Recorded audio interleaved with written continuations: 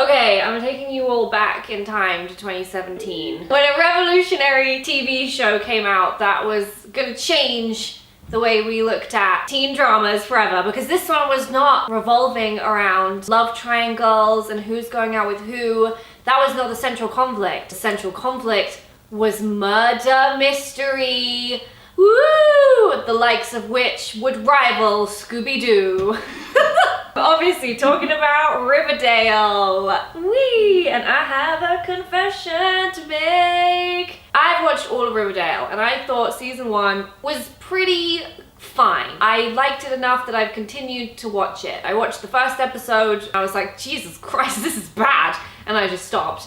And then it was everywhere. Riverdale was everywhere. These very attractive people, their abs, their bodies, their big red lips in my face. Oh, look what you're missing out on. So I tried it again, and I think the reason I got into it the second time is because I was approaching it as this like campy, super colorful, over the top, melodramatic high school murder mystery, and that made it way more palatable. And I would like if that had continued to be the case, but as most things, specifically TV shows, tend to do, it appears to have run its course. Let's talk about that. Now, my editor is in the background. He's never watched Riverdale. So at some point today, I'm gonna try and explain season 3 to him. I think any fellow Riverdale fans watching this are gonna be like, what? Good luck. I ran a poll on my Instagram, which I'm going to show you the results of. I said, those of you who watch Riverdale, do you find season 3 confusing? And more than 1,000 people said yes, then no. The whole point of teen dramas is that you're supposed to put them on in the background when you want to kind of tune out for a little while and not have to think too hard about anything. So for 1,000 more people to say that they're finding it confusing is a really bad sign. So season 1 was pretty simple, okay? Cheryl Blossom, her twin brother, has gone missing. She says he's like drowned in the lake. Turns out that's not true. It was a whole Scooby Gang situation.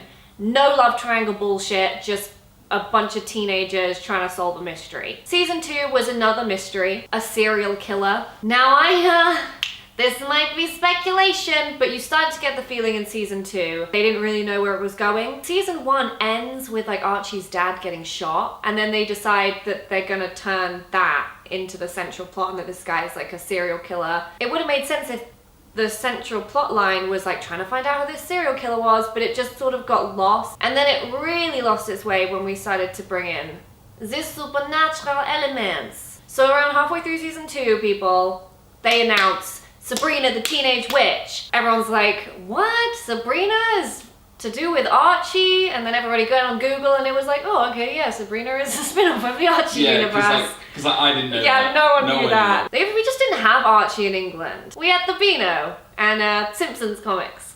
So they announced Sabrina's coming out and people were like, oh my god, that's set in Greendale, which is just across the river from Riverdale. So we're all thinking, oh my god, what's gonna happen with the supernatural element? How are they gonna introduce that?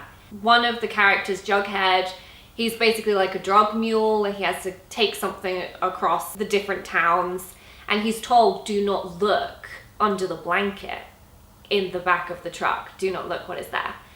He does, and it's like a sacrificial goat. And this was the first time we got a hint that there was like spooky goings on. And I thought that was a pretty good introduction to the supernatural elements. And then, my friends, season 3 happened.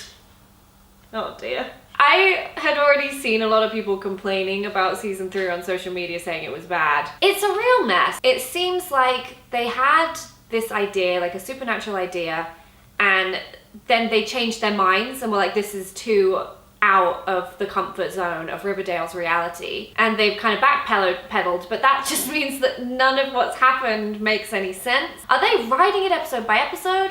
Who knows? So, friends, it's time for the moment we've all been waiting for. I am gonna try and explain the plot of season 3 to my editor, who has never watched a single episode of Riverdale. Everyone buckle up, here we go. I can't wait. You ready? Season 3. They discover this game called G&G, which is obviously a homage to D&D. Dungeons and Dragons. Dungeons and Dragons. It's called Griffins and Gargoyles. They start playing it, and mysterious, creepy things begin to happen in relation to G&G. There was one girl who was Barb from Stranger Things. She's been playing it and she keeps talking about like, she needs to play it to meet the Gargoyle King. You think I'm joking? You think I'm taking the piss? You started this whole thing by saying there's a game called G&G. Yeah. She wants to meet the Gargoyle King. And it leads her to have this like fit. She nearly dies. One kid has died already. And whenever these people die, they have this like green foam coming out of their mouth. So at this point, we've got our murder mystery. What is going on? Why are people dying when they play G&G? In the meantime, Archie, our hero, he is in prison because Veronica, his girlfriend's dad, has put things in motion to mean that Archie is in prison. And the prison is evil. The warden is running this secret underground fight club where people can like bet on which prisoner is going to win and they have to fight each other. So the parents find out they're playing this game G&G and they're like, no, not this game again. And we have this flashback episode where all of the young characters are playing their parent, which is kind of fun, a little bit confusing, but it worked, okay? And they got really into this game G&G, it turned out, like in the 80s. I think they just wanted to do an 80s episode. Yeah. And somebody died. And once again, foam at the mouth. So they were like, we're never playing this game. They put it away and it was evil. So at this point, like most of us watching Riverdale are like, okay, so this is a supernatural thing. Like there's no beating around the bush here. Something crazy is going on. And then to cement that, they had an episode which I think was actually quite a good episode. They start playing this round of G&G, excuse me, where Jughead is the dungeon master. I mean, the gargoyle master. Is the gargoyle master. And everything he's saying, everything that's happening within this game is happening in real life with the attempted rescue of Archie from the prison. So it's like they're controlling events. And they succeed. They successfully manage to break Archie out of prison. Then, big twist, the warden, having lost Archie, is like, I have failed you, Gargoyle King. So he drinks some of the Mr. Green potion and he dies coughing up green. What the heck is going on? Then we have this whole other side plotline which didn't seem to be going anywhere, so I sort of put it to the back of my head, which is that there's this farm and people who are going to the farm to stay on the farm are having these seizures. Like they'll get these seizures and they'll pass out, and it seems to be semi-related to the Gargoyle King. And Betty starts to have these seizures. So her mum, who, this is a long story, she sends her to like a nunnery. But we know at this point from previous experience that the nunnery is evil. Like we've seen it over and over again. It's just really weird that Betty's mom keeps sending her there. Like, come on, women. They've had to rescue people from multiple occasions. Betty's mom knows this and yet she still sends them to the nunnery. Right. So Betty gets to the nunnery and it turns out they're worshipping the Gargoyle King. When any of the girls like misbehaves, they have to go and like spend an entire evening in the presence of the Gargoyle King. It's like terrifying and scary. And they've been playing G&G, and that girl who originally, you know, Barb from Stranger Things, she's there and she's having a great time. And everyone's always eating this candy. Your reward for being good is this candy called Fizzle Rocks.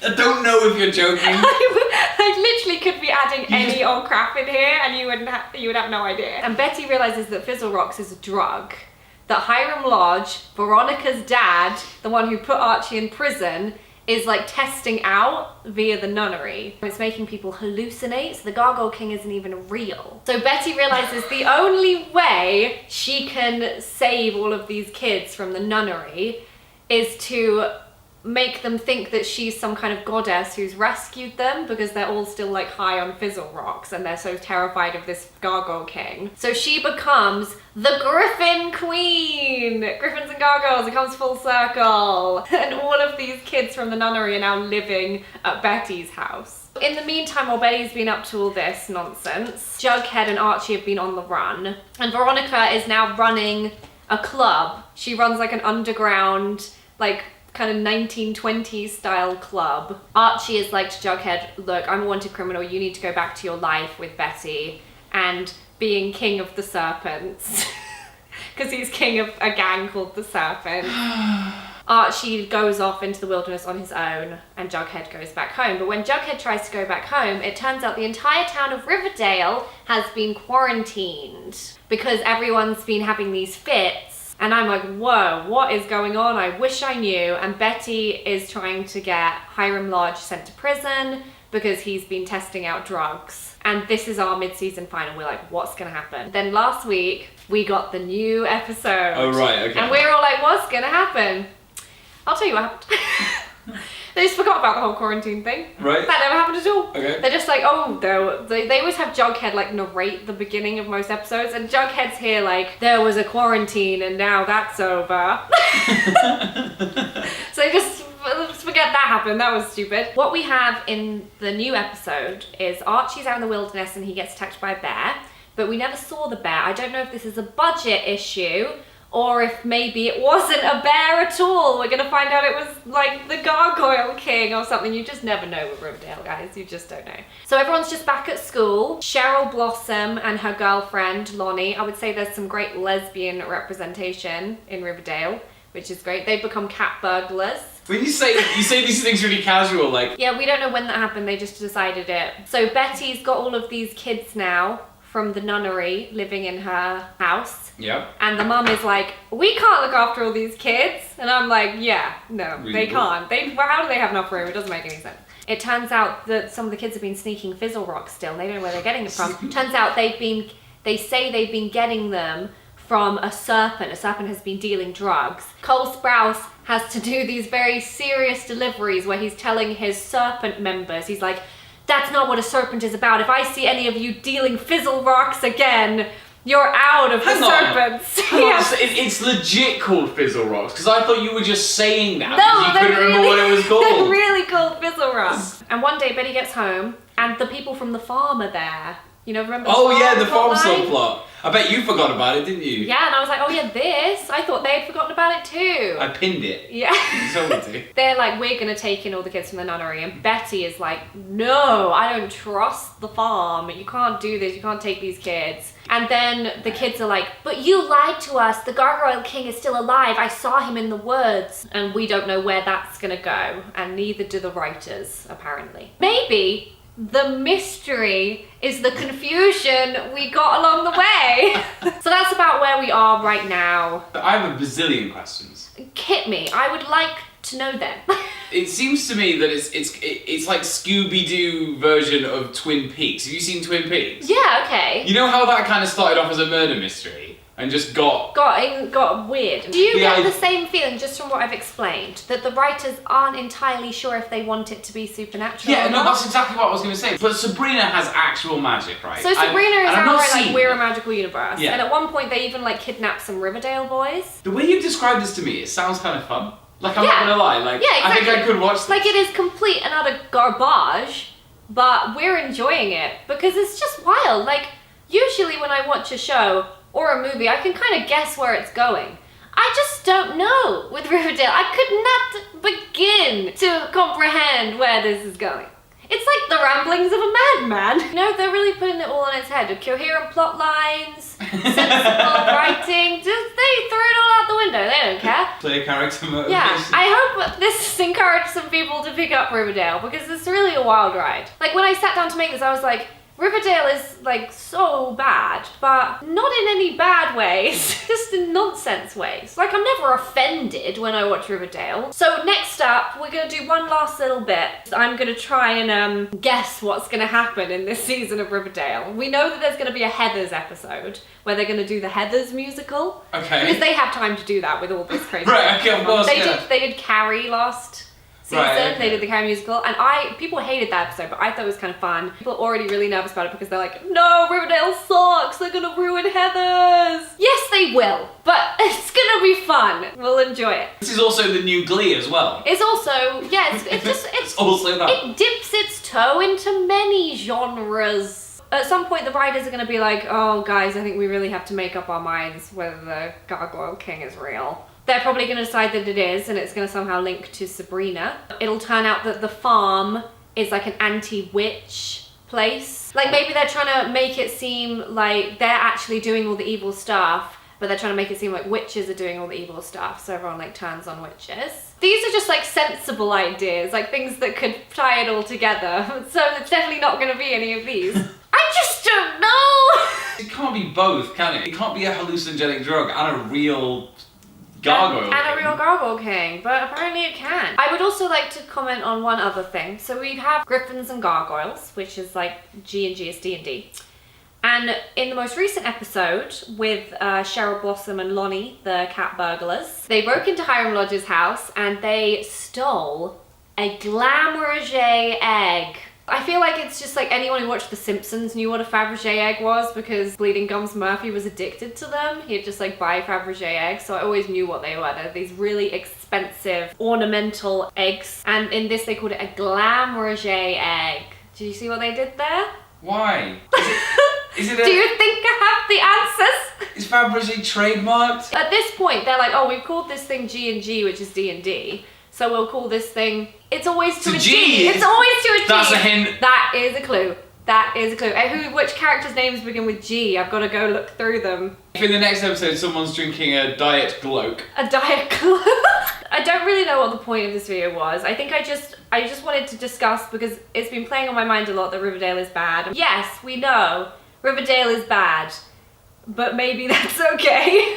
Sometimes things that are bad are good. Like this video! I hope you enjoyed this video. I hope it inspires some of you to watch Riverdale. I hope my fellow Riverdale fans feel, you know, a kindred connection here. We're all in the same boat at this point. Okay, I'm gonna go now. Remember to like, comment, and subscribe to my channel. It's harder than it looks.